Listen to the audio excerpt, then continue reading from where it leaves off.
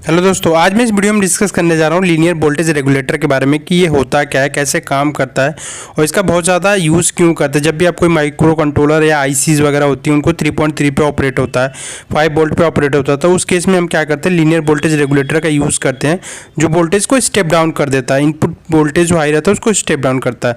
अब इसकी मैं बात करता हूँ तो ये डिफरेंट पैकेज में आते हैं। थ्रू होल भी होता है, एसएमडी भी होता है और भी डिफरेंट पैकेजेस होते हैं, SOT23, बहुत सारे पैकेज में आते हैं।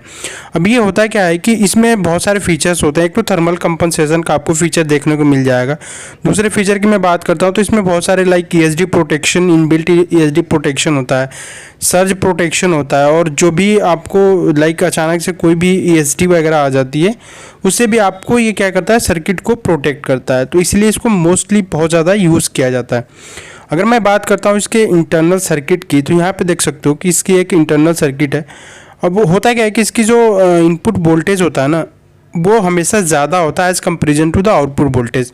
अब यहाँ पे इसका इंटरनल सर्किट देख सकते हो, इसमें एक ओपेम लगा है, एज ए फीडबैक काम करता है। और यहाँ पे आपको आउटपुट में 5 वोल्ट, 3.3 वोल्ट आपको फिक्स्ड आउटपुट वोल्टेज मिलता है, राइट। अब इसके 3 पिन्स होते हैं, एक तो इनपुट होता है, दूसरा ग्राउंड होता है और तीसरा जो होता है आउटपुट पिन होता है।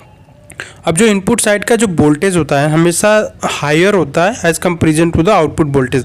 अगर मान लो कि 12 वोल्ट हम इनपुट देना चाहते हो, 5 वोल्ट हमारा आउटपुट आना चाहता है, तो उस केस में हम लीनियर वोल्टेज रेगुलेटर का यूज़ कर सकते हो और 7 वोल्ट का ड्रॉप आपको उसके क्रॉस देखने को मिल जाएगा। अब ये जो 7 वोल्टेज ड्रॉप होता है ये काफ़ी ज़्यादा होता है और इसकी वजह से इफिशियंसी कम हो जाती है। इसके बारे में और डिटेल में डिस्कस करने वाले हैं। अब जो इसमें क्या होता है कि इनपुट वोल्टेज जो होता है वो अनरेगुलेटेड होता है, उसको इनपुट वोल्टेज को आप चेंज कर सकते हो। लेकिन जो आपका आउटपुट वोल्टेज होता है ना, वो आउटपुट वोल्टेज रेगुलेटेड होता है, मतलब आपको फिक्स्ड आउटपुट वोल्टेज देखने को मिलेगा। अब इसके अगर मैं फिक्स्ड आउटपुट वोल्टेज की मैं बात करता हूँ तो 3.35 वोल्ट, इतने डिफरेंट वोल्टेज आपको देखने को मिल जाते हैं। अब दो चीज़ें इसमें इंपॉर्टेंट होती हैं, एक तो होता है लाइन रेगुलेशन और दूसरा जो पैरामीटर आपको देखने को मिलता है वो लोड रेगुलेशन होता है, राइट। अब मैं बात करता हूँ कि लाइन रेगुलेशन की, तो लाइन रेगुलेशन में क्या होता है कि हम जो इनपुट वोल्टेज होता है ना, जो 12 वोल्ट दे रहे हैं वो वोल्टेज हम चेंज कर सकते हैं। 12 वोल्ट से 13 वोल्ट, 12.5 वोल्ट, 14 वोल्ट, मतलब आप इनपुट वोल्टेज चेंज करोगे तो उसकी वजह से क्या है ना कि आपका जो आउटपुट वोल्टेज है ना, 5 वोल्ट जो आउटपुट वोल्टेज आपको कंस्टेंट मिल रहा है उस पर कोई वेरिएशन देखने को नहीं मिलेगा, वो फिक्स्ड 5 वोल्टेज आपको आउटपुट पे मिलेगा, राइट। तो ये होता है बेसिकली लाइन रेगुलेशन। अब मैं बात करता हूँ दूसरे पैरामीटर्स के बारे में जो कि लोड रेगुलेशन होता है। तो लोड रेगुलेशन में क्या होता है कि जब आप लोड को चेंज करते हो, अगर मान लो पहले 50 मिली एम्पियर फ्लो कर रहा था, अब 80 milliampere, 60 milliampere current flow कर रहा है, तब भी आपका जो आउटपुट वोल्टेज है ना वो फिक्स्ड कॉन्स्टेंट रहेगा 5 वोल्ट। तो यही होता है बेसिकली लोड रेगुलेशन, मतलब लोड के चेंज होने की वजह से हमारा जो आउटपुट वोल्टेज है वो स्टिल कांस्टेंट आपको मिल रहा है, ठीक है। अब मैं इसकी पावर लॉस की बात करता हूँ तो इसमें पावर लॉसेस ज़्यादा होता है। अगर मान लो 12 वोल्ट इनपुट है तो 5 वोल्ट आउटपुट पे, तो 12 माइनस 5 7 वोल्ट हो जाएगा। मान लो मैंने 1 एम्पियर करंट फ्लो कराऊँ तो 7 वॉट का आपको पावर लॉस देखने को मिलता है। तो इसकी जो इफिशियंसी होती है ना बहुत कम होती है as comparison to the switching regulators. तो इस स्विचिंग रेगुलेटर के बारे में अगले वीडियो में बात करूंगा। तो इसकी इफिशियंसी लगभग 40 to 45% के बीच में वेरी करती है, राइट। जबकि जीनर डायोड का वोल्टेज रेगुलेटर देखते हो तो 35 to 37% इफिशियंसी आपको देखने को मिलता है। तो इसीलिए क्या करते हैं कि फिर स्विचिंग रेगुलेटर का यूज़ करते हैं जब पे अपन को इफिशियंसी ज़्यादा चाहिए होता है, राइट। अब क्या होता है कि ये जब पावर लॉसेस होता है ना, तो हमारा जो डायोड होती है, ये जो लीनियर वोल्टेज रेगुलेटर होता है, ये बहुत ज़्यादा गर्म होने लगता है, ठीक है। तो बहुत ज़्यादा गर्म होने लगता है तो हीट डिसिपेट करने के लिए क्या करते हैं कि हम हीट सिंक का यूज़ करते हैं। यहाँ पे देख सकते हो बोर्ड में कि हीट सिंक का यूज़ किया गया है ताकि जो हमारा लीनियर वोल्टेज रेगुलेटर है वो ऑपरेट अच्छे तरीके से करे, डैमेज ना हो। तो उसकी इसमें हीट सिंक का प्रेफर करते हैं। तो अब मैं इसके टाइप्स के बारे में डिस्कस करता हूँ। इसके बहुत डिफरेंट टाइप्स के आपको लीनियर वोल्टेज रेगुलेटर देखने को मिलते हैं। टाइप की मैं बात करता हूँ तो इसमें फिक्स पॉजिटिव वोल्टेज रेगुलेटर होता है, राइट। तो इसका जो आउटपुट होता है वो फिक्स्ड होता है, राइट। स्पेसिफिक वैल्यू आपको कुछ ना कुछ स्पेसिफिक वैल्यू मिलेगी। अब वो क्या करता है कि यहाँ का जो आउटपुट होगा ये पॉजिटिव वोल्टेज मिलेगा, राइट। 5 वोल्ट, 12 वोल्ट, 15 वोल्ट, ये डिपेंड करता है कि आप इनपुट वोल्टेज क्या दे रहे हो। अब जो मोस्ट कॉमनली यूज्ड होता है पॉजिटिव रेगुलेटर वो 7800 सीरीज का यूज़ किया जाता है, जिसमें आपको आईसी लाइक 7806, 7812, 7815, आप इसी से समझ सकते हो कि ये जो 06 है ना, ये 6 वोल्ट आउटपुट वोल्टेज मिलेगा, यहाँ पे आपको 12 वोल्ट आउटपुट वोल्टेज मिलेगा और यहाँ पे 15 वोल्ट आउटपुट वोल्टेज मिलेगा। तो जो भी आपका आउटपुट वोल्टेज है ना, यहाँ का जो इनपुट वोल्टेज है उससे ज़्यादा होना चाहिए, अप्रॉक्सीमेटली 2 वोल्ट, राइट।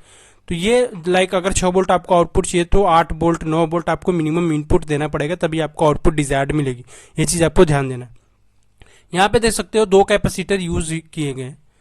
तो इन कैपेसिटर का मैं बात करता हूँ, तो ये जो कैपेसिटर होते हैं, जो हमारा मान लो यहाँ पे कोई सप्लाई लगा दिया मैंने, पावर सप्लाई लगा दिया, तो यहाँ से पावर सप्लाई में क्या होता है कि जो हमारा कुछ ना कुछ इसमें नॉइज होता है, तो इस नॉइज को क्या करने के लिए, रिमूव करने के लिए हम ये कैपेसिटर यूज करते हैं, क्योंकि इसकी फ्रीक्वेंसी बहुत ज़्यादा हाई होती है, तो कैपेसिटेंस शॉर्ट सर्किट की तरह काम करता है, इस नॉइज को कंप्लीटली रिमूव कर देता है, इसलिए हम कैपेसिटर का यूज करते हैं। जब भी आप कोई डेटा सीट प्रेफर करोगे ना, तो उसमें कैपेसिटर की वैल्यू भी मेंशन की रहेगी आपको, राइट। और यहाँ पे C2 जो होता है ना, हम जब स्विच करते हैं ना, तो यहाँ पे तो कांस्टेंट मिलता है, मतलब यूज करो ना करो बराबर है, लेकिन आप जब adjustable power voltage regulator use करते हैं ना, जिसमें आप वोल्टेज चेंज करते हो, राइट, तो उसमें क्या होता है कि जैसे मान लो पहले 5 वोल्ट चाहिए था आपको इनपुट, आउटपुट आप 7 वोल्ट चाहिए, तो आप क्या करते हो कि रेजिस्टेंस की वैल्यू चेंज करते हो।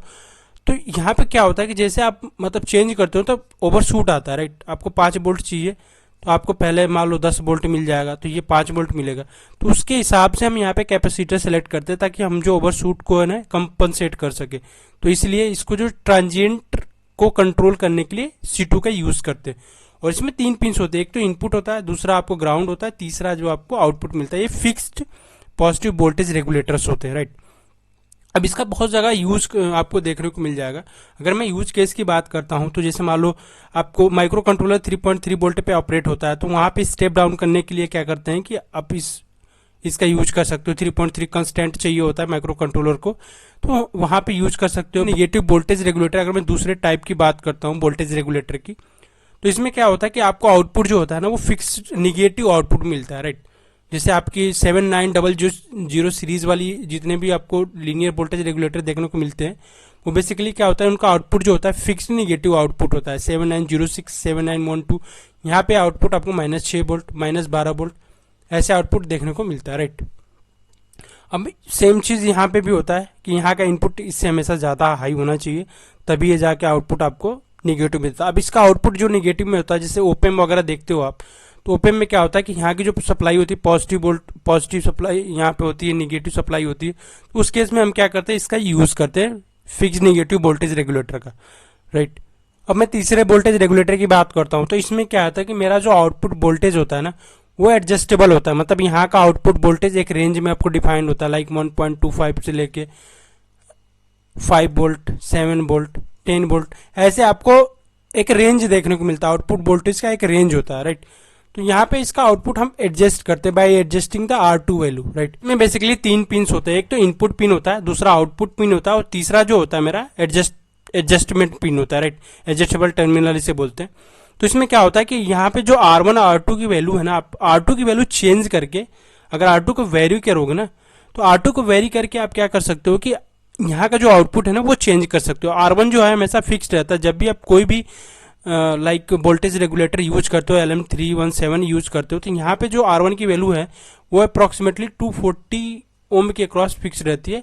आप R2 को चेंज करोगे तो उसके हिसाब से क्या है कि आपका आउटपुट वोल्टेज वो चेंज हो जाएगा। लाइक इसका मैं फॉर्मूला की बात करता हूँ, LM317, तो ये आपको देखने को मिलता है 1.25 1 प्लस R2/R1। यह फॉर्मूला से आप कैलकुलेट कर सकते हो कि आपका आउटपुट वोल्टेज कितना रहेगा। तो इसका बहुत ज़्यादा यूज किया जाता है, क्योंकि आप इसके आउटपुट को एडजस्ट कर सकते हो। आपको जितना आउटपुट चाहिए उसके हिसाब से इसका एडजस्टमेंट कर सकते हो। तो ये मोस्टली यूज किया जाता है। इसके बारे में आगे मैं वीडियो में डिटेल में डिस्कस करने वाला हूँ, क्योंकि ये बहुत इंपॉर्टेंट लाइक वोल्टेज रेगुलेटर होता है। तो इसके बारे में अगले वीडियो में डिटेल वीडियो बनाने वाला हूँ, तो वीडियो को लास्ट तक जरूर से देखना है। उसका लिंक भी मैं डिस्क्रिप्शन में डाल दूंगा। अब मैं बात करता हूँ, एक होता है LDO, linear low drop out voltage, right, drop out voltage. अब इसमें क्या होता है कि जब लीनियर वोल्टेज रेगुलेटर की बात करते हो, तो जो इनपुट और आउटपुट में आपको डिफरेंसेस मिलेगा ना, वो काफी ज्यादा डिफरेंस मिलेगा। जबकि आप लो ड्रॉप आउट वोल्टेज में क्या होता है कि आपको जो डिफरेंसेस है ना, लाइक मान लो आपको 5.5 से 5 वोल्ट चाहिए, लाइक बहुत कम वोल्टेज डिफरेंस पे हम क्या करते हैं, लाइक एलडीओ का यूज करते हैं, क्योंकि उस टाइम पे जो वोल्टेज ड्रॉप होता है मिली वोल्ट में आपको वोल्टेज ड्रॉप देखने को मिलता है, तो पावर लॉसेस कम होते हैं। तो लो ड्रॉप आउट वोल्टेज, लाइक ये भी एक लीनियर वोल्टेज रेगुलेटर ही होता है, लेकिन जब हमको इनपुट और आउटपुट के बीच में डिफरेंसेस कम चाहिए होता है तब हम एलडीओ का बहुत ज़्यादा यूज़ करते हैं, राइट। लो पावर एप्लीकेशन में इसका बहुत ज़्यादा यूज़ करते हैं। आई होप कि ये चीज़ आपको समझ में आ गई हो कि लीनियर वोल्टेज रेगुलेटर कैसे काम करता है। तो अगले वीडियो में मैं आपको एडजस्टेबल वोल्टेज रेगुलेटर के बारे में डिस्कस करने वाला हूँ। तो वीडियो आपको अच्छी लगी तो please like share and subscribe my YouTube channel electronics puzzle. Thank you so much for watching this video.